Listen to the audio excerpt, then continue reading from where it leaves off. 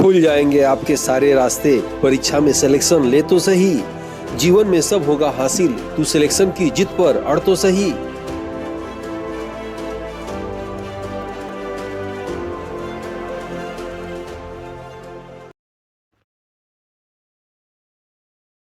Aditya classes exam गुरु channel में आप सबका स्वागत है। आज हम लोग की नई क्लास शुरू हो रही है। जो आपने बुक लिया था, इस बुक का जो है व्याख्यात्मक हल जो है इस वीडियो के माध्यम से दिया जाएगा। इसलिए बेटर होगा कि आप जो बुक परचेज किए हैं 249 वाली, वो बुक लेके आप बैठिए और लेसन 1 इसका निकालिए। 1 से शुरू करेंगे और इसमें 50 चैप्टर है, तो 1 से शुरू करेंगे और इसके सामने आप जो चाहे इंपॉर्टेंट चीज लिखते जाइए, या आप चाहे तो कॉपी भी लिख सकते हैं या लेक्चर सुन सकते हैं। ठीक है, आइए शुरू करते हैं बुक से। चैप्टर 1 की क्लास शुरू करते हैं। आज जो है विस्तृत व्याख्या सहित हल करते हैं और सबसे पहले देखेंगे इस तरह 50 चैप्टर ये चलेंगे। पहला चैप्टर है, अब कंटिन्यूअस क्लास को देखिएगा। पहला है क्वेश्चन कि 2024 में समान नागरिक विधेयक को सबसे पहले कहां लागू किया गया। याद रखिएगा, समान नागरिक संहिता। आइए देखते हैं सबसे पहले समान नागरिक विधेयक क्या होता है। इसका वर्णन जो है वर्तमान में अनुच्छेद 44 में है। कुछ इंपॉर्टेंट चीज जो मुझे लगेगा एग्जाम में आ सकता है इससे रिलेटेड, तो मैं लिख दूंगा, अभी नोट कर लीजिएगा। कुछ वैसे बोल दूंगा, आप समझ लीजिएगा। समान नागरिक विधेयक मतलब भारत में सभी नागरिकों के लिए एक कानून होगा। वैसे भारत में समान आपराधिक नियम जो है संहिता लागू है, यानी सभी भारत के सभी नागरिकों के लिए कोई अपराध के लिए एक कानून लागू होगा, वो तो लागू है। लेकिन समान नागरिक संहिता भारत में लागू नहीं है। लेकिन जब अंग्रेज थे, यानी कह सकते हैं कि 1867 में 67 में, या पूर्ण रूप से कह सकते हैं 1869 में पुर्तगालियों ने, याद रखिएगा, सबसे पहले गोवा में, और पुर्तगालियों ने गोवा में सबसे पहले समान नागरिक संहिता लागू किया था, जो आज भी लागू है। लेकिन अगर कहा जाए 2024 में, तो 2024 में केंद्र सरकार ने 12 मार्च 2024 को, याद रखिएगा 12 मार्च 2024 को उत्तराखंड में जो है समान नागरिक संहिता लागू किया। अब इस समान नागरिक संहिता के लागू होने से क्या होगा, भारत के सभी नागरिकों को विवाह करने का, गोद लेने का, विरासत लेने का और उत्तराधिकार के लिए, अन्य चीजों के लिए सभी नागरिकों के लिए एक समान लागू होगा। यही समान नागरिक संहिता है। तो आप देख रहे होंगे कि सबसे पहले कहां लागू किया गया, उत्तर प्रदेश में, उत्तराखंड में, मध्य प्रदेश में और राजस्थान में। आंसर क्या हो जाएगा आपका, उत्तराखंड में लागू किया गया। इंपॉर्टेंट क्वेश्चन है, याद रखिएगा। अब कब लागू किया गया, अभी हमने बोला 12 मार्च 2024 को ये लागू किया गया। ठीक है, और इसके पहले अंग्रेजों ने कहां लागू किया था, गोवा में। ठीक है, पुर्तगालियों ने लागू किया था। और पुर्तगाल देश आप जानते होंगे यूरोप में है। इसकी राजधानी क्या है, लिस्बन राजधानी है। ठीक है, तो आइए हम लोग आते हैं दूसरे क्वेश्चन पे। फातिमा के 150वीं जयंती पर 2024 में एक डाक टिकट तथा एक सिक्का प्रधानमंत्री द्वारा जारी किया गया। जैसा कि आप जानते होंगे, सिक्का को जारी करने का अधिकार केंद्र सरकार के पास होता है, भारत सरकार के पास होता है, लेकिन उसको संचालित करने का अधिकार आरबीआई के पास होता है। इसके अनुसार आंसर होगा, इसमें से पहला जो ऑप्शन दिया है स्वामी किशनदास, दूसरा दिया है स्वामी दयानंद, तीसरा जो है स्वामी भक्ति वेदांत प्रभुपाद और चौथा इनमें से कोई नहीं। आंसर क्या होगा, अगर आपने सॉल्वर को हल किया होगा क्वेश्चन को, तो आंसर भी आप कमेंट बॉक्स में बता सकते हैं। आंसर इसका होगा दूसरा, स्वामी भक्ति वेदांत प्रभुपाद। ये थे कौन, याद रखिएगा। इनका जन्म कलकत्ता में हुआ था। 1866 में जो है इनका कलकत्ता में जन्म हुआ था, और जो है 1977 में इनकी जो मृत्यु हुई थी। खैर वो नहीं पूछेगा आपके एग्जाम में, इसलिए मैं नहीं लिख रहा हूँ उस चीज को। स्वामी भक्ति वेदांत प्रभुपाद कौन थे, तो याद रखिएगा गौड़ी वैष्णव संप्रदाय के, याद रखिएगा, ये धर्म प्रचारक थे। इनके विषय में एक एग्जाम में आपके आ सकता है कि इन्होंने 1966 में इस्कॉन मंदिर की स्थापना किया था। इस्कॉन मंदिर पूछ सकता है सीधे कहाँ है, तो इस्कॉन मंदिर कहाँ है, न्यूयॉर्क में। ठीक है, और न्यूयॉर्क कहाँ है, अमेरिका में। ठीक है, यूएसए में इसकी स्थापना किया था। पूछा जा सकता है कि ये गौड़ी वैष्णव संप्रदाय के धर्म प्रचारक थे। कहा जाता है कि आज विदेशों में जो करोड़ों लोग जो है कृष्ण भक्त के जो अनुयायी हैं, वो इन्हीं का देन है कि विदेशों में भी जो है हिंदू धर्म के भारत में भी अनुयायी बने हैं, इन्हीं का देन, ऐसा माना जाता है। ठीक है, दूसरा ऑप्शन आप देख रहे होंगे स्वामी दयानंद। ये तो आप जानते होंगे स्वामी दयानंद ने आर्य समाज की स्थापना किया था। इनके विषय में मौखिक ही बोल दे रहे हैं। और 1875 में इन्होंने मुंबई में आर्य समाज की स्थापना किया था। और कहा जाता है कि ढोंग रतुड़ा पाखंड और जितने अंधविश्वास है उसको दूर करने के लिए इन्होंने आर्य समाज की स्थापना किया था। आर्य समाज की स्थापना में इन्होंने क्या किया था कि जो है चारों वेदों को जो है एक किताब में लिखा हिंदी में रूपांतरण पूछा जाता है जिसका नाम सत्यार्थ प्रकाश था। प्रश्न क्या आएगा आपके एग्जाम में, चारों वेदों को किस भाषा में स्वामी दयानंद सरस्वती ने जो है रूपांतरित किया, हिंदी में। ये प्रश्न अक्सर आता है, याद रखिएगा, हिंदी में। और पुस्तक का नाम क्या था, सत्यार्थ प्रकाश, ठीक है, ये आप याद रखिएगा। दूसरा प्रश्न क्या आएगा, इनके बचपन का नाम क्या था, मूल शंकर था। प्रश्न ये भी आता है कि दयानंद सरस्वती का नारा क्या था, तो वेदों की ओर लौटो भारत भारतीयों के लिए। दो नारा याद रखिएगा जो अक्सर एग्जाम में पूछा जाता है, वेदों की ओर लौटो और भारत भारतीयों के लिए है। प्रश्न ये भी आता है स्वामी दयानंद सरस्वती ने आर्य समाज की स्थापना कहाँ किया, तो मुंबई में किया, यह आप याद रखिएगा। इनका जन्म कहाँ हुआ था, जन्म टंकारा गुजरात में हुआ था। मृत्यु कहाँ हुई थी, मृत्यु जो है इनका जो है अजमेर में हुआ था। ये प्रश्न आते हैं, सत्यार्थ प्रकाश याद रखिएगा। आगे देखते हैं हम लोग तीसरा प्रश्न आज का। तीसरा प्रश्न है 2024 हिंद महासागर सम्मेलन कहाँ आयोजित हुआ। इंपॉर्टेंट है 2024 हिंद महासागर सम्मेलन कहाँ आयोजित हुआ, याद रखिएगा। सबसे पहले आपसे पूछा जाए अंतर्राष्ट्रीय समुद्री विज्ञान संस्थान का मुख्यालय कहाँ है। ये अक्सर एग्जाम में आता है कि अंतर्राष्ट्रीय समुद्री विज्ञान संस्थान का मुख्यालय कहाँ है। दूसरा प्रश्न आता है राष्ट्रीय समुद्री विज्ञान संस्थान का मुख्यालय कहाँ है। अगर पूछे आपके एग्जाम में अंतर्राष्ट्रीय समुद्री विज्ञान संस्थान का मुख्यालय कहाँ है, तो लंदन लगाइएगा। और ये पूछे राष्ट्रीय समुद्री विज्ञान संस्थान का मुख्यालय कहाँ है, तो पणजी गोवा में लगाइएगा। कहाँ है, गोवा में, पणजी राजधानी में, ठीक है।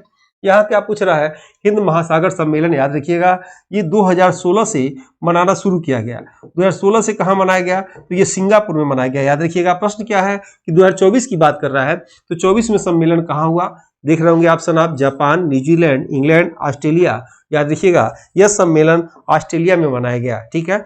और किस क्रम का मनाया गया, 7वां क्रम का मनाया गया, ठीक है। कहाँ मनाया गया, ऑस्ट्रेलिया में मनाया गया हिंद महासागर सम्मेलन। और भारत का इकलौता समुद्र, याद रखिएगा, भारत का इकलौता समुद्र जो है हिंद महासागर है। और भारत के इकलौते समुद्र हिंद महासागर में अफ्रीका महाद्वीप का एक देश है जिसका नाम क्या है, मॉरिशस है, ठीक है, अन्य भी देश है। उसके बाद आप देखेंगे हिंद महासागर का थीम क्या था, थीम था स्थिर और टिकाऊ हिंद जो है महासागर की ओर, स्थिर टिकाऊ महासागर की ओर, ठीक है। ये आप याद रखिएगा, बस इससे रिलेटेड ये एग्जाम में पूछेगा। ये चीजें हम कुछ बोल दे रहे हैं, कुछ लिखा दे रहे हैं। आते हैं हम लोग नेक्स्ट पेज पर, क्वेश्चन नंबर 4 पे। चौथा क्वेश्चन है ब्रांड गार्जियनशिप इंडेक्स 2024 में प्रथम स्थान किस भारतीय कंपनी का है।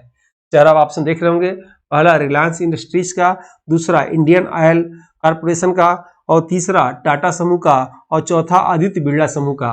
तो याद रखिएगा ब्रांड गार्जियनशिप इंडेक्स 2024 ये जारी किया जाता है, हर कंपनी के जो सीईओ होते हैं तो सीईओ के आधार पर ये जारी किया जाता है, ठीक है। तो किस भारतीय का जो है प्रथम स्थान है, तो याद रखिएगा रिलायंस इंडस्ट्रीज का, यानी इसमें से पहला आंसर होगा। यानी इसके जो है सीईओ कौन है, मुकेश अंबानी, याद रखिएगा। मौ से मुकेश, मौ से मालामाल होता है, तो भारत के सबसे मालामाल या सबसे अमीर आदमी कौन है, तो मुकेश अंबानी, याद रखिएगा। और यानी इसमें सबसे पहला स्थान किसका है, जो रिलायंस का है, मुकेश अंबानी का। भारत की बात हो रही है, अगर विश्व की बात होगी तो विश्व में याद रखिएगा, विश्व में इनका स्थान कितना हो जाएगा, दूसरा स्थान है, ठीक है। भारत में रिलायंस इंडस्ट्रीज का पहला स्थान है और विश्व में दूसरा स्थान है, किसमें, ब्रांड गार्जियनशिप इंडेक्स में। तो विश्व में पहला स्थान किसका है, तो याद रखिएगा एक चीन की कंपनी है टेंसेंट, ठीक है, टेंसेंट चीनी कंपनी है और इसका जो है प्रथम स्थान है, याद रखिएगा, विश्व में। और विश्व में दूसरा स्थान किसका है, इंडिया में जो है रिलायंस का, और भारत में इसका पहला स्थान हो जाएगा, ठीक है। यातांग मा जिसके सीईओ हैं, आपके एग्जाम में नहीं आएगा, उसको लिखने की आवश्यकता नहीं है। आगे देखते हैं हम लोग नेक्स्ट क्वेश्चन, क्वेश्चन नंबर 5 को देखते हैं। क्वेश्चन नंबर 5 है विश्व की अर्थव्यवस्था में भारत का स्थान क्या है। आप देख रहे होंगे विश्व की अर्थव्यवस्था में भारत का स्थान क्या है, दूसरा, तीसरा, पांचवा और छठवां। तो सबसे पहले आप देखेंगे कि पूरे विश्व के अर्थव्यवस्था में प्रथम स्थान किसका, पहला, दूसरा, तीसरा, चौथा और पांचवा, ये क्रम से देखा जाए तो सबसे पहले विश्व की अर्थव्यवस्था में किसका नाम है, अमेरिका का नाम है। उसके बाद चीन का है उसके बाद जर्मनी का है, फिर किसका है, जापान का है, और तब लास्ट में किसका है, भारत का है, ठीक है। यानी अर्थव्यवस्था में भारत का 5वां स्थान है। अगर आपसे पूछे कि भारत का जो है जनसंख्या में चौथा स्थान हो गया है, तो याद रखिएगा जनसंख्या में भारत ने पहला स्थान प्राप्त कर दिया है। आपसे यदि पूछे कि भारत का क्षेत्रफल में चौथा स्थान है, तो क्षेत्रफल पहले से स्थान है, ये बदले करें जल्दी। ये भारत का जो है 7वां स्थान है, याद रखिएगा क्षेत्रफल में। उसके बाद आपसे पूछा जाए कि भारत का अर्थव्यवस्था में, तो अर्थव्यवस्था में आपने देखा 5वां स्थान, ये क्रम याद रखिएगा। अगर भारतीय अर्थव्यवस्था की बात की जाए, भारतीय अर्थव्यवस्था कैसी है, तो भारतीय अर्थव्यवस्था जो है विकासशील अर्थव्यवस्था है, ये खुली अर्थव्यवस्था है, निम्न मध्यम आय समूह वाली अर्थव्यवस्था है, तीसरी दुनिया की अर्थव्यवस्था है, दयाद अर्थव्यवस्था है। ये सभी ऑप्शन जो आएगा याद रखिएगा भारतीय अर्थव्यवस्था के लिए आता है। आइए देखते हैं नेक्स्ट क्वेश्चन, क्वेश्चन नंबर 6 की बात चर्चा करते हैं। इसमें आपको ई पीडीएफ मिलेगा, इसी ई पीडीएफ पे वीडियो मिलेंगे, उसी वीडियो पे टेस्ट मिलेंगे, उसी टेस्ट पे फाइनल टेस्ट मिलेगा, तब जाके जीएस पेपर में पूर्णता आएगा। इसकी वैलिडिटी यूपीएचएससी 51 के एग्जाम डेट तक रहेगा। और याद रखिएगा आप कभी भी इसको खरीदें, रेट कभी ना कम हुआ है ना, इसका रेट बढ़ा ही है, बढ़ता जाएगा रेट इसका। और जितना जल्दी इसको खरीदेंगे आपके लिए फायदेमंद रहेगा कि आपको प्रैक्टिस करने का मौका मिलेगा, याद रखिएगा।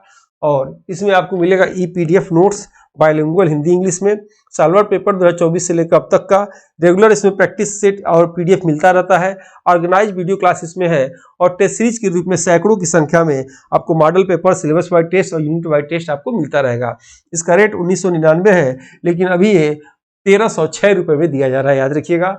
और अपनी गलतियों को एग्जाम से पहले प्रैक्टिस करके सुधारें, ताकि वो गलतियां एग्जाम सेंटर में आपकी ताकत बनकर आपको जीत दिलाए। अभ्यास करने से पूर्णता आएगी, एग्जाम आज नहीं कल परसों नहीं नरसों कभी तो होना ही है, इसलिए आप प्रैक्टिस कर लीजिए। और टीम द्वारा ये पुस्तक निकाली गई है मात्र 249 में, इसे आपको जरूर ले लेना चाहिए। यह पुस्तक में कुल 50 चैप्टर हैं और एक चैप्टर में 30 प्रश्न है, याद रखिएगा। इसमें करंट अफेयर बिल्कुल अपडेटेड है, सभी प्रतियोगी परीक्षाओं के लिए, जीएस के लिए इसमें चुनिंदा महत्वपूर्ण प्रश्न को डाला गया है। जैसा कि आपको दिखाना चाहेंगे तो ये बुक है, ये मात्र 249 रुपये में आपके घर तक पहुंच जाएगा, अमेजन के माध्यम से मिलेगा। इसमें आप देख रहे होंगे 50 चैप्टर है, और 50 चैप्टर में जितने प्रश्न दिए गए हैं उस प्रश्न के नीचे आंसर दिए हैं, इसकी विशेषता है। और बिल्कुल ये टेस्टेड और चेक करके जो है सभी प्रश्नों को इसमें डाला गया है, ठीक है। जैसा कि आप चित्र में भी देख रहे होंगे, ये टेलीग्राम ग्रुप है, आप जुड़ सकते हैं। डेली जो है फ्री में इसमें प्रैक्टिस कराई जाती है इस टेलीग्राम ग्रुप पर, आपको जुड़ना जाना चाहिए। या जो नंबर आप देख रहे होंगे, इस नंबर पे अगर आप लिखेंगे फॉर टेलीग्राम या फॉर बुक या फॉर टेस्ट, तो टीम द्वारा आपको उसका लिंक भेज दिया जाएगा। व्हाट्सएप ग्रुप है, आप जुड़ना चाहे जुड़ सकते हैं, नंबर है 9795962010, ठीक है। चलिए आइए देखते हैं क्वेश्चन नंबर 6 में। महिला बैडमिंटन एशिया चैंपियनशिप 2024 जो है मलेशिया में हुआ था, इसका जो है कौन देश विजयी रहा? ऑप्शन है जापान, सिंगापुर, चीन और जो है भारत, ठीक है। तो याद रखिएगा, सबसे पहले महिला बैडमिंटन एशिया चैंपियनशिप 2024 हुआ कहाँ था, यह स्थान कहाँ ये हुआ था? मलेशिया, प्रश्न में भी लिखा हुआ है, ठीक है। और विजेता टीम याद रखिएगा आप, इसका विजेता टीम भारत और उपविजेता आप देखेंगे थाईलैंड, ठीक है, याद रखिएगा। इसी के साथ 2 कप और लिख दे रहे हैं। महिला पुरुष बैडमिंटन में याद रखिएगा थॉमस कप के विषय में लिख लीजिएगा, थॉमस कप, ठीक है, और उबेर कप। दोनों का संयोग से आपको याद नहीं करना, बस यही याद रखना है, थॉमस कप, उबेर कप। ये पुरुष बैडमिंटन के लिए है, याद रखिएगा, और ये महिला बैडमिंटन के लिए है। दोनों में विजेता टीम याद रखिएगा चीन है, इसमें भी विजेता टीम चीन है, और दोनों में उप विजेता इंडोनेशिया है। देखिए याद करना कितना आसान है, इंडोनेशिया, उप विजेता कौन है? इंडोनेशिया। ये दोनों याद रखिएगा, आपके एग्जाम में आ सकता है। प्रश्न क्या आएगा? महिला बैडमिंटन एशिया चैंपियनशिप 2024 किस देश ने जीता? तो भारत ने जीता, उप विजेता थाईलैंड रहा है। और उसके बाद इसी के साथ थॉमस कप याद रखिएगा, थॉमस कप पुरुष बैडमिंटन के लिए है, किस देश ने जीता? चीन ने। और उबेर कप किस महिला बैडमिंटन के लिए किस देश ने जीता? चीन ने और इंडोनेशिया में, ठीक है। ये तीनों कप आप याद रखिएगा, आपके एग्जाम के लिए महत्वपूर्ण है। आइए देखते हैं नेक्स्ट प्रश्न इसमें से कि अंतर्राष्ट्रीय कठपुतली महोत्सव 2024 का आयोजन कहाँ हुआ? 4 ऑप्शन आप देख रहे होंगे, असम, चंडीगढ़, राजस्थान और आंध्र प्रदेश, ठीक है। जैसा कि आपको कठपुतली नाम से लग रहा होगा कि ये राजस्थान में ही होता होगा, राजस्थान का जो है खेल है, तो राजस्थान में नहीं होगा। इसका आंसर क्या होगा? इसका आंसर होगा चंडीगढ़ में, ठीक है। आप नेक्स्ट देख रहे होंगे, पूछिएगा आपसे विजयनगरम महोत्सव ये कहाँ हुआ है? ये आपका जो है आंध्र प्रदेश में विजयनगरम महोत्सव हुआ। भी और गढ़सौड़, ठीक है, गढ़सौड़ ये जो है राजस्थान का है, ठीक है। अंतर्राष्ट्रीय कठपुतली महोत्सव 2024 कहाँ किया गया आयोजन? चंडीगढ़ में। आइए देखते हैं नेक्स्ट प्रश्न है 8वां क्वेश्चन है, 2024 में लोकार्पण पुस्तक सपनों की रोशनी किसकी है? 4 ऑप्शन आप देख रहे होंगे, मेघनाथ देसाई, कैलाश सत्यार्थी, शांतनु गुप्ता और जो है विमल जना। तो याद रखिएगा सपनों की रोशनी जो है कैलाश सत्यार्थी का है और ये 2014 में, याद रखिएगा 2014 में शांति का नोबेल पुरस्कार इनको मिला था, शांति का नोबेल पुरस्कार मिला था। इसी के साथ इनको जो है मलाला यूसुफजई को भी नाम सुना आपने, मलाला यूसुफजई, इनको भी शांति का पुरस्कार मिला हुआ था। याद रखिएगा मलाला यूसुफजई वैसे पाकिस्तान की रहने वाली है। मलाला दिवस 12 जुलाई को मनाया जाता है, याद रखिएगा। मेघनाथ देसाई की एक पुस्तक याद रखिएगा, ये आपके एग्जाम में आ सकता है, माया भारत, ठीक है, माया भारत। उसके बाद शांतनु गुप्ता की पुस्तक का नाम है अजय टू योगी, अजय टू योगी आदित्यनाथ, आ सकता है आपके एग्जाम में, याद रखिएगा। शांतनु गुप्ता की पुस्तक का नाम है अजय टू योगी आदित्यनाथ, ठीक है। और द इंडियन विमल जलान के विषय में भी आ सकता है, ये आरबीआई के पूर्व गवर्नर है, याद रखिएगा, आरबीआई के पूर्व गवर्नर है। इनकी पुस्तक द इंडिया स्टोरी, याद रखिएगा, द इंडिया स्टोरी है और चारों की पुस्तक का इंपॉर्टेंट है। व्यक्तित्व वाले चैप्टर से इनसे प्रश्न जो है पूछा जा सकता है। आइए देखते हैं नेक्स्ट क्वेश्चन, क्वेश्चन नंबर 9 पे। योजना के तहत कहा गया है कि प्रति माह 300 यूनिट का बिजली मुफ्त में दिया जाएगा, ठीक है। प्रश्न है प्रधानमंत्री द्वारा किस परियोजना के तहत कहा गया है कि प्रति माह 300 यूनिट तक बिजली मुफ्त दिया जाएगा। तो याद रखिएगा, पहला ऑप्शन दिया है पीएम भारत बिजली योजना, दूसरा पीएम बिजली योजना, तीसरा पीएम रोशनी योजना और चौथा पीएम सूर्य योजना। आंसर इसमें से क्या होगा, पीएम जो है सूर्य घर योजना। इसके तहत क्या होगा, जो है 300 यूनिट के जो है बिजली इसमें फ्री आपको दिया जाएगा। ये कब लागू हुआ, 13 फरवरी, याद रखिएगा, डेट आपको पूछ सकता है आपके एग्जाम में, 13 फरवरी 2024 को ये लागू हुआ, पूरे भारत में ये लागू हुआ। और जो है इसके तहत जो है जितने लोग बिजली चाहते हैं छतों पे लगाना, सोलर पैनल लगाना, उसमें सब्सिडी भी दिया जा रहा है हर केवी के हिसाब से।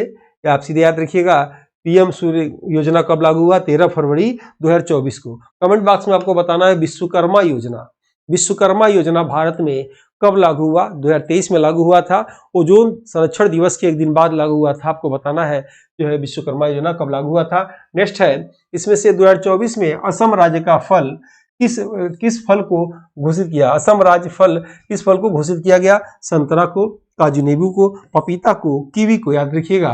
तो असम राज्य का राजकीय फल किससे घोषित किया गया, काजू नींबू आपका आंसर होगा, ठीक है। कीवी आप जानते होंगे, कीवी एक पंछी का भी नाम है, आप जानते होंगे। कीवी पंछी राजकीय पंछी कहाँ का है, राष्ट्रीय पंछी कहाँ का है, न्यूजीलैंड का, ठीक है, न्यूजीलैंड का पंछी भी है, ठीक है। और संतरा सबसे अधिक कहाँ होता है, नागपुर में भी, मध्य प्रदेश में भी होता है। ये आंकड़ा प्रतिवर्ष बदलता रहता है। आइए देखते हैं नेक्स्ट प्रश्न है, विश्व पावर इंडेक्स 2024 में भारत की सेना विश्व में देशों की अपेक्षा किस क्रम की शक्तिशाली है, प्रथम, द्वितीय, तृतीय और चौतीर्थ। याद रखिएगा, तो विश्व पावर इंडेक्स 2024 में भारत की सेना की बात होगी तो याद रखिएगा ये चतुर्थ स्थान इसका है, चौथा नंबर पे है। क्वेश्चन है 12वां, गुट निरपेक्ष आंदोलन 2024 का शिखर सम्मेलन कहाँ हुआ था। चार ऑप्शन आप देख रहे होंगे, Kampala Uganda, Paris France, Santiago chilli और लंदन इंग्लैंड में। सबसे पहले जानिएगा, गुट निरपेक्ष आंदोलन की स्थापना 1961 में हुआ था। 61 में कहाँ हुआ था, 61 में बेलग्रेड में हुआ था, याद रखिएगा। और युगोस्लाविया में कह सकते हैं इसको, युगोस्लाविया में हुआ था। और गुट निरपेक्ष में वर्तमान में कितने देश हैं, आपके एग्जाम में पूछेगा तो 120 देश लगाइएगा, ठीक है। और 24 में कहाँ हुआ था, कंपाला युगांडा में। यहाँ देखेंगे आप एक चीज, कंपाला युगांडा में जो है 19वां हुआ था, ठीक है। लेकिन इसके पहले 18वां पूछेगा, 18वां कहाँ हुआ था, ये 2019 में हुआ था, ये 2024 में हुआ था, ठीक है। 19 में कहाँ हुआ था, बाकू में हुआ था। बाकू किसकी राजधानी है, अजरबैजान की, ठीक है, अजरबैजान की राजधानी है, ठीक है, ये हुआ था। आंसर क्या हो जाएगा इसका, पहला आंसर होगा। आइए देखते हैं नेक्स्ट क्वेश्चन, क्वेश्चन नंबर 13, द्वारा विकसित प्रलय क्या है, रॉकेट है, मिसाइल है, हेलीकॉप्टर है, इनमें से कोई नहीं। तो याद रखिएगा, प्रलय अगर पूछेगा तो क्या है, मिसाइल है, याद रखेंगे आप, ठीक है। प्राइवेट रॉकेट का नाम क्या है, आपके एग्जाम में आ सकता है। प्राइवेट रॉकेट का नाम है विक्रम यश, क्या नाम है, विक्रम यश। पूछेगा विक्रम यश को किस प्राइवेट अंतरिक्ष एजेंसी द्वारा तैयार किया गया, तो याद रखिएगा इसका नाम है स्काई रूट एरोस्पेस, ठीक है, एरोस्पेस प्राइवेट लिमिटेड। और इसकी स्थापना 2018 में हुआ था, याद रखिएगा। इसका मुख्यालय कहाँ है? हैदराबाद में है, यह भी आप याद रखेंगे। हेलीकॉप्टर क्या है? चिनूक हेलीकॉप्टर याद रखिएगा, अमेरिका का है। सबसे जो है हल्का हेलीकॉप्टर चिनूक, आपके एग्जाम में पूछा जा सकता है चिनूक क्या है, तो चिनूक एक हेलीकॉप्टर है। ये देखते हैं नेक्स्ट क्वेश्चन। क्वेश्चन नंबर 14 है, वर्तमान में भारत के मुख्य सूचना आयुक्त कौन है? 4 ऑप्शन आप देख रहे होंगे, राजीव कुमार, प्रवीण कुमार श्रीवास्तव, हीरालाल सामरिया और मनोज सोनी। याद रखिएगा, मुख्य सूचना आयुक्त की बात हो रही है तो सूचना आयुक्त जो है हीरालाल सामरिया, तीसरा आंसर इसका सही है। ठीक है, और आपसे पूछा जाए कि इसमें से मनोज सोनी की जगह पे कौन आ गई हैं? प्रीति सूदन। ठीक है, प्रीति सूदन कौन है? तो लोक सेवा आयोग की जो है अध्यक्ष हैं। और इसमें से पूछा जा सकता है कि इसमें चुनाव आयुक्त कौन है, तो आप बता सकते हैं राजीव कुमार। क्वेश्चन नंबर 15 देखेंगे, वर्तमान में रेलवे बोर्ड के अध्यक्ष और सीईओ कौन है? इंपॉर्टेंट प्रश्न है। डॉक्टर अरविंद पनगड़िया, दिनेश प्रसाद सकलानी, यश सोमनाथ और जय वर्मा सिन्हा। जो लोगों ने बुक खरीद लिया है थोड़ा सा करेक्शन कर लीजिएगा। उस समय जब बुक छपा था तो रेलवे बोर्ड के अध्यक्ष, प्रथम महिला अध्यक्ष जय वर्मा सिन्हा बनी थी। अब सतीश कुमार हो गए हैं, तो आप काट के यहाँ पे सतीश कुमार लिख दीजिए। आप समझ ही रहे होंगे, करंट अफेयर हमेशा बदलता रहता है, आज और कल कुछ और रहेगा। अरविंद पनगड़िया के विषय में बताएंगे, ये प्रथम, याद रखिएगा, प्रथम उपाध्यक्ष थे। आपके एग्जाम में आ सकता है किसके? नीति आयोग के प्रथम उपाध्यक्ष, और वर्तमान में 16वें वित्त आयोग के अध्यक्ष। याद रखिएगा, 16वें वित्त आयोग के अध्यक्ष कौन है? 16वें वित्त आयोग के अध्यक्ष अरविंद पनगड़िया है। दिनेश प्रसाद सकलानी, ये पूर्व, याद रखिएगा, पूर्व एसबीआई के प्रमुख थे, पूर्व एसबीआई प्रमुख, SBI state bank of India के प्रमुख हैं। अब कौन आ गए हैं? अब आ गए हैं चल्ला यश सेठी, इनका नाम याद रखिएगा, एसबीआई के प्रमुख पूछा जा सकता है। यश सोमनाथ कौन है? तो 10वें अध्यक्ष हैं, याद रखिएगा, 10वें अध्यक्ष हैं। तो किसके 10वें अध्यक्ष हैं? इसरो के, याद रखिएगा, इसरो के जो है 10वें अध्यक्ष हैं यश सोमनाथ। भारत की अंतरिक्ष एजेंसी का नाम क्या है? इसरो, इसके 10वें अध्यक्ष हैं। इसरो का मुख्यालय कहाँ है? तो बेंगलोर में है, याद रखिएगा। इसकी स्थापना कब हुआ था? इसरो का 15 अगस्त 1969 को इसरो की स्थापना हुआ था। और इसरो कंट्रोलिंग पावर बेंगलोर से करता है। वहां पे पूछेगा कि श्रीहरिकोटा से क्या छोड़ा जाता है, तो उपग्रह, तुम्बा से रॉकेट और चांदीपुर से मिसाइल, पोखरण से परमाणु परीक्षण किए जाते हैं। ठीक है, आगे देखते हैं। आगे हम लोग क्वेश्चन नंबर 16 है, वर्तमान में ब्रिटेन के प्रधानमंत्री कौन है? Care Starmer, Rishi Sunak, lease trust, इनमें से कोई नहीं। तो याद रखिएगा, जो है ब्रिटेन के प्रधानमंत्री नए चुने गए हैं केयर स्टारमर, याद रखिएगा, पहले आंसर है। इसके पहले कौन थे? ऋषि सुनक थे। उसके पहले कौन थी? लीज ट्रस्ट थी, याद रखिएगा। ऋषि सुनक के विषय में आ सकता है प्रश्न, जो है कि ऋषि सुनक जब प्रधानमंत्री थे ब्रिटेन के, तो उन्होंने किस पूर्व ब्रिटिश प्रधानमंत्री को जो है विदेश मंत्री बनाया था? डेविड कैमरून को ये जो है विदेश मंत्री ये बनाए थे। वर्तमान में याद रखिएगा केयर स्टारमर का नाम याद रखिएगा। आइए देखते हैं नेक्स्ट क्वेश्चन। क्वेश्चन नंबर 17, वर्तमान विश्व बैंक के अध्यक्ष कौन है?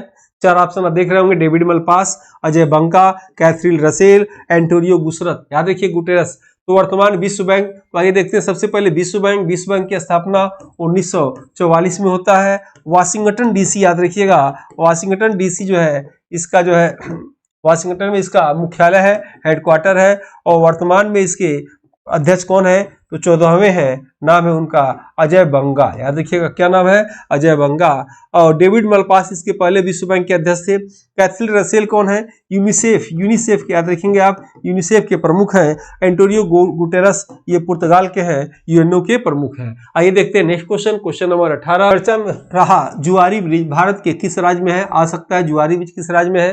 कर्नाटक, गुजरात, असम, गोवा। ठीक है, तो याद रखिएगा, जुआरी ब्रिज आपके एग्जाम में आ सकता है। ये कहाँ है? तो गोवा में है। ठीक है, और अभी पूछा जाए आपसे कि गुजरात के किस जिले में केबल ब्रिज टूटने से 150 लोगों की लगभग मृत्यु हो गई थी? याद रखिएगा, तो ये कच्छ गुजरात में, और महोबी, याद रखिएगा, मुछ नदी पे महोबी जिला गुजरात में ये कांड हुआ था। क्वेश्चन नंबर 19 है, भारत के किस राज्य में हार्नबिल महोत्सव मनाया जाता है? 4 ऑप्शन, त्रिपुरा, नागालैंड, मेघालय, मिजोरम। याद रखिएगा, हार्नबिल महोत्सव के विषय में पूछा जा सकता है। ये नागालैंड में मनाया जाता है और 1 से 10 दिसंबर के बीच में मनाया जाता है। त्योहारों का त्यौहार के नाम से इसे जाना जाता है। त्योहारों का त्यौहार किसे कहा जाता है? हार्नबिल महोत्सव को, और नागालैंड में मनाया जाता है। आइए देखते हैं next question number 20, handle passport India 2024 में भारत का स्थान कौन सा है? 4 ऑप्शन, 95वां, 93, 82वां और इसमें से 80वां याद रखिएगा। 24 में अगर पूछेगा हेनले पासपोर्ट इंडेक्स में किसका स्थान है, भारत का स्थान जो है 82वां है। और याद रखिएगा ये रैंक के हिसाब से जो है कोई जो है किसी देश में बिना वीजा के जा सकता है, वो रैंक कौन निर्धारित करता है, हेनले पासपोर्ट इंडेक्स जारी करता है। आइए देखते हैं क्वेश्चन नंबर 21 पे। क्वेश्चन नंबर 21 बताने से पहले ये बुक है, आप देख सकते हैं, चाहे तो मंगा सकते हैं, 249 रुपए की है, अमेजन पे मिल जाएगा। इसके लिंक के लिए आप जो है इस नंबर पे चाहे तो फॉर बुक लिख के भेज सकते हैं, तो आपको लिंक भेज दिया जाता है। नेक्स्ट क्वेश्चन है, क्वेश्चन नंबर 21 है, वर्तमान में किस भारतीय संस्था को गांधी शांति पुरस्कार दिया गया? चार ऑप्शन आप देख रहे होंगे, गीता प्रेस गोरखपुर, रामकृष्ण मिशन, सुलभ इंटरनेशनल और जो है इनमें से कोई नहीं। तो याद रखिएगा गांधी शांति पुरस्कार जो है गीता प्रेस गोरखपुर को दिया गया, ये आंसर आपका सही है। 100वीं जयंती पर दिया गया। रामकृष्ण मिशन की स्थापना किसने किया था? स्वामी विवेकानंद ने किया था। याद रखिएगा विवेकानंद ने रामकृष्ण मिशन की स्थापना कहाँ किया था? वेल्लूर में किया था। वेल्लूर कहाँ है? कलकत्ता, पश्चिम बंगाल में है। ठीक है। सुलभ इंटरनेशनल के जनक कौन है? अभी हाल में इनका निधन हो गया, डॉक्टर बिंदेश्वर पाठक। आपकी एग्जाम में आ सकता है, डॉक्टर बिंदेश्वर पाठक सुलभ शौचालय के जनक हैं। इन्होंने 1870 में सुलभ शौचालय की स्थापना, 1970 में इसकी स्थापना किया था, याद रखिएगा। और कहा जाता है कि म्यूजियम, सुलभ म्यूजियम भारत में कहाँ है? तो सुलभ म्यूजियम याद रखिएगा दिल्ली में है, जो 2500 ईसा पूर्व से लेकर आज तक के जितने टॉयलेट राजा महाराजा या अन्य व्यक्तियों द्वारा यूज हुआ था, सभी टॉयलेट को उस म्यूजियम में रखा गया है। पूछा जा सकता है सुलभ म्यूजियम कहाँ है? नई दिल्ली में है। किसके द्वारा स्थापना किया गया? तो डॉक्टर बिंदेश्वर पाठक द्वारा स्थापना किया गया। अभी हाल में ही डॉक्टर बिंदेश्वर पाठक को पद्म विभूषण पुरस्कार से नवाजा गया है। आइए देखते हैं क्वेश्चन नंबर 22। इंडोनेशिया ने अपनी राजधानी जकार्ता से बोर्निया द्वीप पर कहां कर रहा है, जिसका नाम क्या रखा है? चार ऑप्शन, बोयो, बाली, जावा, नुसंतारा। याद रखिएगा इंडोनेशिया, याद रखिएगा अपनी राजधानी जो है बोर्निया द्वीप पर कर दिया, उसका नाम क्या है? नुसंतारा है। इसके पहले इंडोनेशिया की राजधानी क्या थी? जकार्ता थी। और जकार्ता किस द्वीप पे था? जावा द्वीप पे था। याद रखिएगा इंडोनेशिया को द्वीपों का देश कहा जाता है, लगभग 13,000 द्वीप है और इसलिए कहा जाता है पूरे वर्ल्ड में सबसे अधिक द्वीप किसके पास है? इंडोनेशिया के पास है, द्वीपों का द्वीप इसे कहा जाता है। प्रश्न बताइए, ज्वालामुखी का माला किस देश को कहा जाता है? हमने बताया द्वीपों का माला जो है इंडोनेशिया कहा जाता है, ज्वालामुखी का माला किसे कहा जाता है? आइए देखते हैं question. Next question, question number 23 पर 31वां राष्ट्रीय पंचायत राज दिवस 24 कब मनाया जाएगा? याद रखिएगा प्रश्न ऐसा घुमा दिया गया, कब मनाया गया कर सकते हैं, कब मनाया गया, प्रश्न ये भी कर सकते हैं इसको, या कभी भी याद रखिएगा राष्ट्रीय पंचायत दिवस कब मनाया जाता है? 22 मार्च को, 24 अप्रैल को, 14 सितंबर को, 25 दिसंबर को। तो राष्ट्रीय पंचायत राज दिवस हमेशा याद रखिएगा 24 अप्रैल को मनाया जाता है। 22 मार्च को जल दिवस मनाया जाता है, आप जानते होंगे। 14 सितंबर को हिंदी दिवस मनाया जाता है, आपको मालूम होगा। और 25 दिसंबर को सुशासन दिवस मनाया जाता है। नेक्स्ट क्वेश्चन नंबर 24 पे आते हैं। क्वेश्चन नंबर 24, चर्चा में रहा एकदा हाइबर बंदरगाह कहाँ है? इंपॉर्टेंट है। एकदा हाइबर बंदरगाह और चाबहार, याद रखिएगा चाबहार बंदरगाह, इन दोनों के विषय में जानिएगा। और तीसरा एक लिख दे रहे हैं सीतवे बंदरगाह। ठीक है, ये आप तीनों का नाम जरूर याद रखिएगा, करंट अफेयर में प्रश्न से आ सकते हैं। तो एकदा और चाबहार बंदरगाह कहाँ है? सिंगापुर, इराक, ईरान, मालदीव, यह है आपका कहाँ? ईरान में। ठीक है, एकदा बंदर कहाँ है? एकदा और चाबहार कहाँ है? ईरान में। सितवे पूछेगा, सितवे कहाँ है? म्यांमार में। इन दोनों को याद रखना क्यों जरूरी है आपके लिए कि भारत ने इन तीनों जो है बंदरगाह के साथ समझौता किया है, देख रखाव ये भारत करेगा और कुछ शर्तें होती हैं जो भारत ने किया है। सीधा एग्जाम में पूछा जा सकता है सितवे बंदरगाह कहाँ है? म्यांमार में है। चाबहार कहाँ है? ईरान में है। एकदा कहाँ है? तो ये भी ईरान में है, ये आप याद रखेंगे। भारत में बंदरगाहों की संख्या कितनी है? वैसे भारत में बंदरगाहों की संख्या तो लगभग 200 है, लेकिन मुख्य बंदरगाह लगभग 13 है और 13वां बंदरगाह का नाम क्या है? नीवा सोवा बंदरगाह है। ठीक है, आइए देखते हैं नेक्स्ट क्वेश्चन। क्वेश्चन नंबर 25, वर्तमान में 54वां भारतीय अंतर्राष्ट्रीय फिल्म महोत्सव 23 गोवा में आयोजित किस फिल्म को गोल्डन पीकॉक अवार्ड दिया गया? ठीक है, याद रखिएगा। वैसे अंतर्राष्ट्रीय फिल्म महोत्सव जो है प्रति वर्ष गोवा में होता है, याद रखिएगा। और जो सबसे बेस्ट फिल्म होती है उसको जो है गोल्डन पीकॉक अवार्ड दिया जाता है। तो किसे दिया गया? यानी 23 वाला 24 तक मान रहेगा, अब 24 वाला 25 मिलेगा। ये पुराना नहीं है, नया ही समझिएगा इसको। Into the darkness, endless border, the beautiful city, embrace of separate तो क्या आंसर होगा इसमें से? अंतर्राष्ट्रीय फिल्म पुरस्कार जो है किसे दिया गया? इंडलेस बार्डर को दिया गया। याद रखिएगा, अंतर्राष्ट्रीय फिल्म महोत्सव पुरस्कार में विशेष पुरस्कार किसे दिया गया? तो विशेष पुरस्कार माधुरी दीक्षित को दिया गया। किसे दिया गया? माधुरी दीक्षित को दिया गया। और सत्यजीत रे पुरस्कार पूछेगा, ये 3 आपके एग्जाम में इस बार पूछ सकता है। सत्यजीत रे पुरस्कार पूछे अगर तो माइकल डगलस याद रखिएगा, माइकल डगलस। वैसे है तो बहुत कुछ डगलस, लेकिन आपके एग्जाम में यही सब आ सकता है और बाकी अंतर्राष्ट्रीय फिल्म पुरस्कार से कुछ और नहीं आएगा। इंडलेस बार्डर याद रखिएगा, विशेष पुरस्कार माधुरी दीक्षित को दिया गया और सत्यजीत रे पुरस्कार माइकल डगलस को दिया गया। 3 चीज महत्वपूर्ण है। आइए देखते हैं नेक्स्ट क्वेश्चन। क्वेश्चन नंबर 26 है, अंतर्राष्ट्रीय न्यायालय में कुल कितने न्यायाधीश होते हैं? 4 ऑप्शन, 15, 12, 8 और 4। ठीक है, तो याद रखिएगा अंतर्राष्ट्रीय न्यायालय कहाँ है? इसका हेडक्वार्टर कहाँ है? तो हेग है। जब 2 देशों के बीच में, हेग कहाँ है? नीदरलैंड में। जब 2 देशों के बीच में झगड़ा होता है तो उसका विवाद कहाँ निपटाया जाता है? अंतर्राष्ट्रीय न्यायालय में। देखिएगा इसमें 15 न्यायाधीश होते हैं। वर्तमान में न्यायाधीश कौन है? वर्तमान में लेबनान देश के कौन? नवाब सलाम। ठीक है, इनका नाम है नवाब सलाम और ये लेबनान देश के हैं। याद रखिएगा, प्रश्न क्या आएगा? क्या भारत की तरफ से कोई जो है मुख्य न्यायाधीश है? तो है। भारत की तरफ से कौन है? दलवीर भंडारी का नाम याद रखिएगा।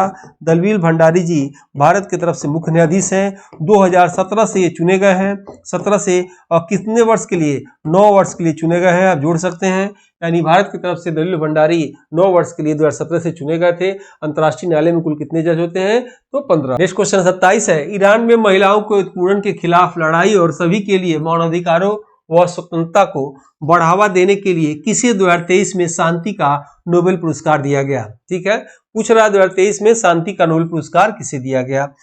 Catalina Kariko, Ferenc Krausz, Narges Mohammadi और क्लाउडिया गोल्डिन को दिया गया। याद रखिएगा, जो है शांति का नोबेल पुरस्कार नरगिस मोहम्मदी को दिया गया। क्लाउडिया गोल्डिन को तो अर्थशास्त्र का पुरस्कार दिया गया। ठीक है, अर्थशास्त्र का पुरस्कार दिया गया। फिजिक्स यानी भौतिक क्षेत्र में इनको दिया गया, याद रखिएगा।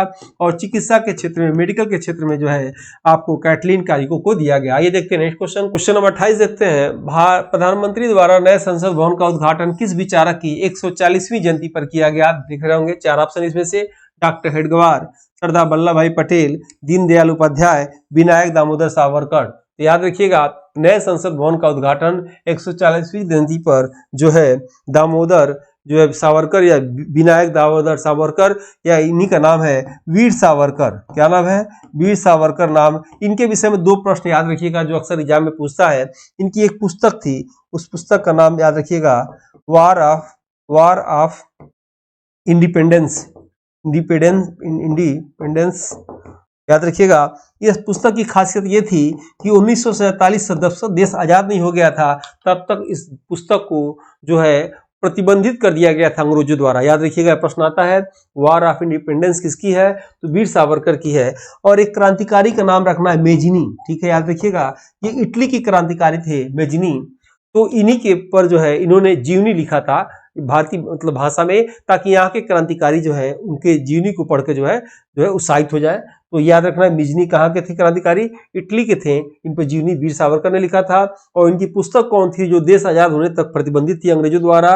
वार ऑफ इंडिपेंडेंस, आप याद रखिएगा। और इन्हीं के जो है 140वीं जयंती पर नए संसद भवन का उद्घाटन किया गया विनायक दामोदर सावरकर के। आइए देखते हैं नेक्स्ट क्वेश्चन। क्वेश्चन नंबर 29 को देखते हैं, विश्व मानवाधिकार आयोग का मुख्यालय कहाँ है?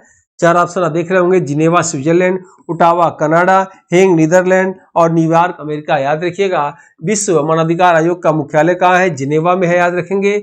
और इसके कौन है? तो वी तुर्क जो है इसके वर्तमान में अध्यक्ष है। और राष्ट्रीय मानवाधिकार आयोग पूछेगा तो इसका मुख्यालय आप जानते होंगे, इसका नई दिल्ली में है। और इसके अध्यक्ष कौन है? 8वें अध्यक्ष है अरुण कुमार मिश्रा, राष्ट्रीय मानवाधिकार आयोग के अध्यक्ष हैं। आइए देखते हैं आज का आखिरी प्रश्न, क्वेश्चन नंबर 30। पुलित्जर पुरस्कार 2023 में राष्ट्रीय रिपोर्टिंग वर्ग में किसने जीता? जेरिको ब्राउन को, कैरोलिन किचनर को, रॉबर्ट सेसाद्री को और जो है ट्रेसी स्मिथ को। आंसर हो जाएगा इसका दूसरा, जो है कैरोलिन किचनर ने जीता। ठीक है, तो दूसरा आंसर होगा। इसी के साथ जो है आज की क्लास ओवर करते हैं। मिलते हैं जल्द ही नेक्स्ट वीडियो में दूसरे अध्याय में।